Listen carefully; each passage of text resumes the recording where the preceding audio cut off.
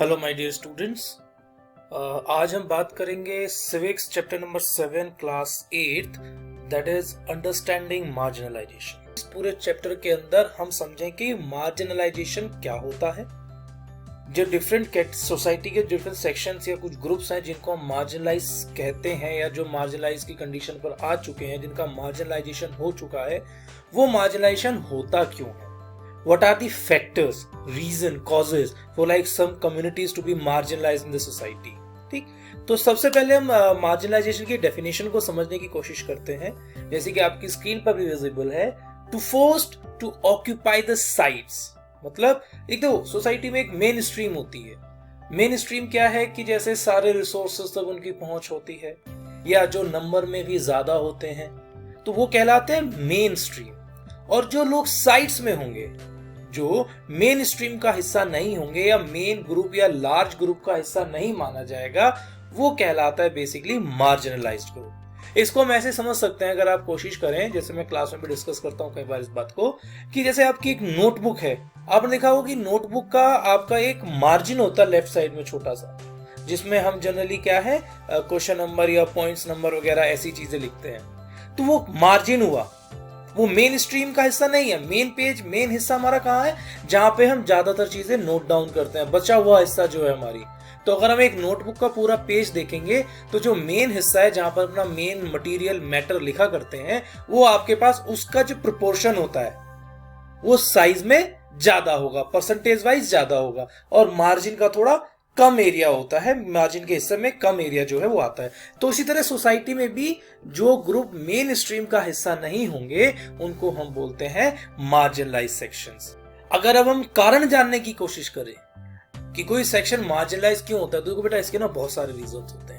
Social reasons होता है, economic reasons होंगे, पॉलिटिकल रीजंस भी होते हैं। साथ के साथ जो हम ग्रुप की बात कर रहे हैं, जिस मार्जिनलाइज सेक्शन की बात कर रहे हैं, हमें ये भी देखना होगा कि सोसाइटी में उसका नंबर कितना है। यानी कि अगर वो माइनॉरिटी है, माइनॉरिटी समझते हैं ना, जो मेन आपका जो रेस्ट ऑफ द सोसाइटी है, उसके कंपैरिजन में उसका नंबर कम होगा, उसकी क्वांटिटी कम होगी, न्यूमेरिकली वो कम होगा, तो वो माइनॉरिटी कहलाता है। तो माइनॉरिटी है वो भी जो है मार्जिनलाइज्ड हो जाता है। अभी हम धीरे धीरे आगे इसके सारे पॉइंट्स डिस्कस करेंगे।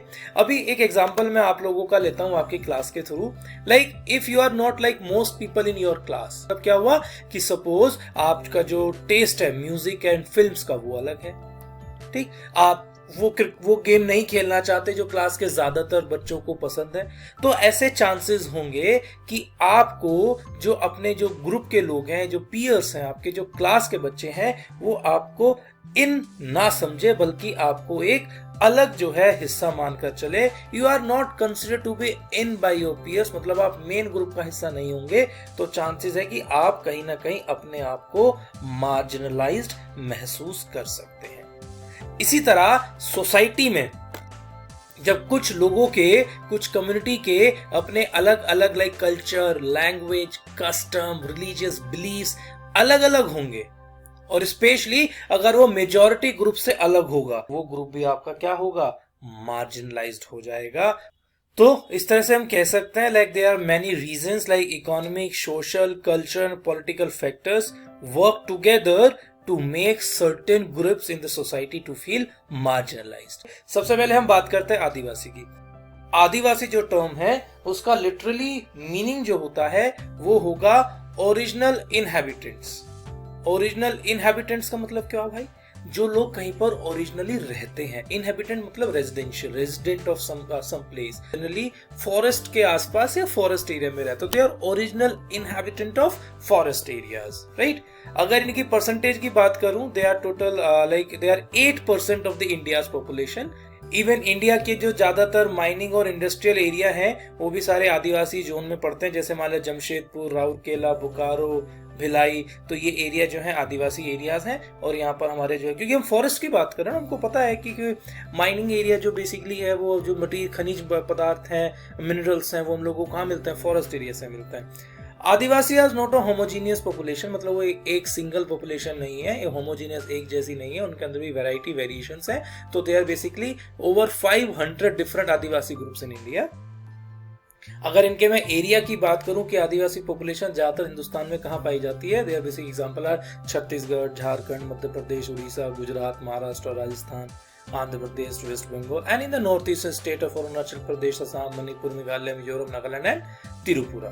आदिवासीज को जो है ट्राइबल के नाम से भी जाना जाता है।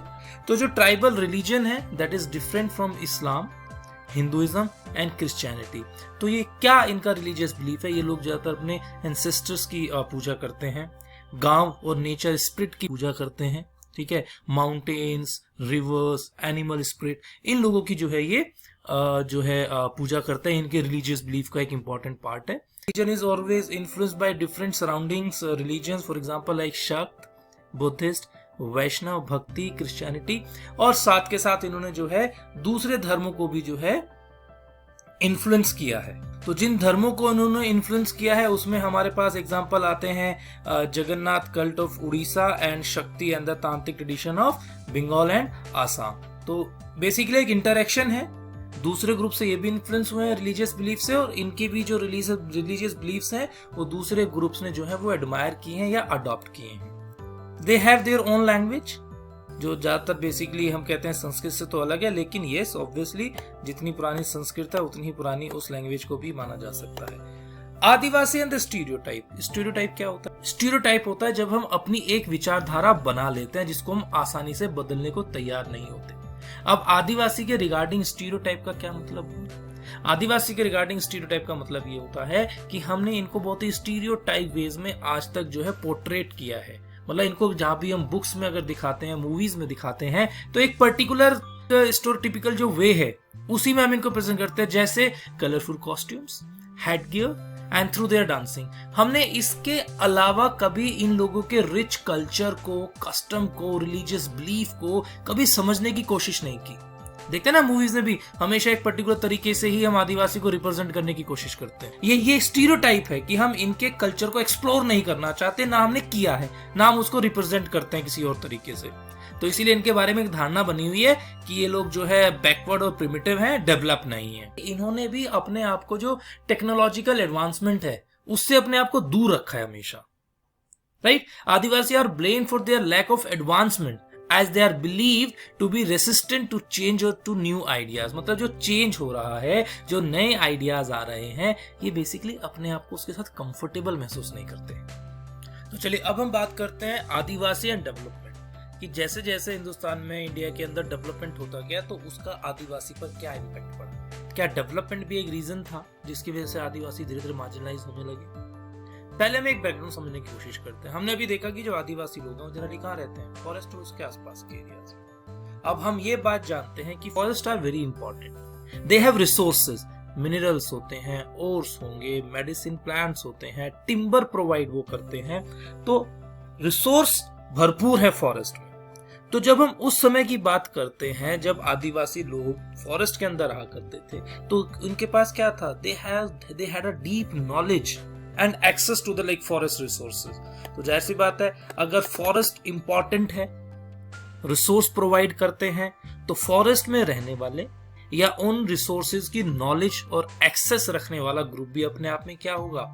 इंपॉर्टेंट हो जाएगा। अपनी नई फॉरेस्ट पॉलिसीज के अंडर आदिवासी को फोर्स किया जाता है इस एरिया को छोड़ने के लिए, कि इन लोगों को फॉरेस्ट एरिया से बाहर निकालकर अलग अलग इंडस्ट्रियल एरिया में या कंस्ट्रक्शन साइट पर या प्लांटेशन है, जैसे हम बात करते हैं कि T farms, coffee farms, rubber farms, जो बड़े बड़े लेवल पर जो प्लांटेशन फार्म्स लगाए जाते हैं, तो वहां पर इन लोगों को जबरदस्ती भेजा जाने लगा, जिससे धीरे धीरे इन लोगों की जो एक्सेस और जो नॉलेज, जो कंट्रोल फॉरेस्ट पर था, वो कम होने लगा। और अब इन लोगों को अपना लाइवलीहुड, जो पहले शिफ्टिंग कल्टीवेशन पर या शिफ्टिंग एग्रीकल्चर पर लोग डिपेंडेंट थे, वो खत्म होने लगा। Now they are being forced, तो इन्हें धीरे धीरे जंगल से बाहर निकाला जाने लगा। तो ये एक हम चीज जो पढ़ रहे हैं यहाँ पर कि जो डेवलपमेंट के नाम पर धीरे धीरे क्या हुआ कि इन लोगों को इनके एरिया से बाहर निकाला जाने लगा। जब हम ट्राइबल एरियाज के लैंड को या इनके जंगल को कंट्रोल करने की कोशिश करते हैं, या फॉरेस्ट लैंड को जब हम क्लियर करते हैं, लाइक उसे टिम्बर हम गेन करते हैं, पेड़ों को काटते हैं, या उस एरिया को एग्रीकल्चर के लिए या इंडस्ट्री के यूटिलाइज करने की कोशिश करते हैं, तो इस प्रोसेस में समस्या ये हुई, the land is taken away forcefully. और जो प्रॉपर प्रोसीजर है कि जो कंपनसेशन हम देने की बात करते हैं, जो रिहैबिलिटेशन की हम बात करते हैं, उसको ईमानदारी के साथ निभाया नहीं गया। इनकी लैंड क्योंकि रिच रिसोर्सेज थे, मिनरल्स थे, तो उस एरिया को इंडस्ट्रीज भी सेटअप की गई वहां पर। इनकी लैंड या उस फॉरेस्ट को तो इनसे ले लिया गया, लेकिन जो रिहैबिलिटेशन या जो कंपनसेशन था उसको ईमानदारी से पूरा नहीं किया गया। इन लोगों को इनके एरिया से डिस्प्लेस कर दिया गया और फिर धीरे धीरे ये लोग अलग अलग इंडस्ट्रियल साइट्स पर या कंस्ट्रक्शन साइट्स पर अलग अलग एरिया में जाकर they start working as by livelihood के लिए कुछ तो काम करना पड़ेगा ना। Earlier they were dependent on the resources in the forest, they were important when they have knowledge and access to the forest resources, but अब क्या हुआ, they are being displaced, they are being forced to leave forest area. These tribal people, they lose their land and access to the forest. It means that tribal lose their main source of livelihood and food. Then Adivasi migrated to cities in search of work where they are employed like for very low wages. बहुत ही कम salary पर इनको काम करना पड़ा industry में या building में, construction sites पर। तो धीरे धीरे क्या हुआ, ये लोग गरीब होते चले गए और धीरे धीरे ये ग्रुप जो है मार्जिनलाइज्ड होता चला गया। अब हम एक दूसरा ग्रुप डिस्कशन करते हैं, दूसरा फैक्टर डिस्कस करते हैं, दैट इज बेसिकली माइनॉरिटी। कि कोई ग्रुप अगर माइनॉरिटी में होगा तो वो मार्जिनलाइज कैसे हो सकता है। माइनॉरिटी अभी मैंने थोड़ी देर पहले डिस्कस किया था, माइनॉरिटी ग्रुप कौन सा होगा, वो ग्रुप जो पूरी सोसाइटी के कंपैरिजन में नंबर में कम होगा, न्यूमेरिकली संख्या में कम होगा, उसको हम माइनॉरिटी बोलते हैं।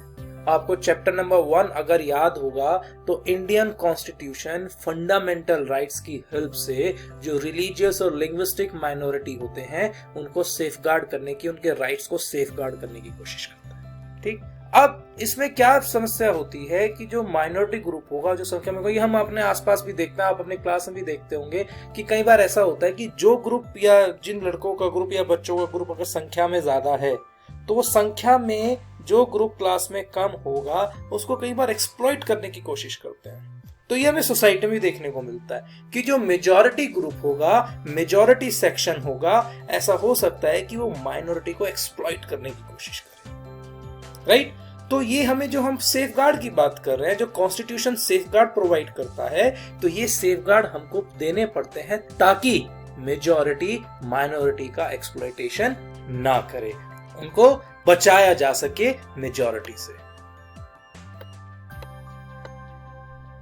चलिए यहां पर हम एक माइनॉरिटी ग्रुप की बात कर लेते हैं, दैट इज बेसिकली मुस्लिम्स।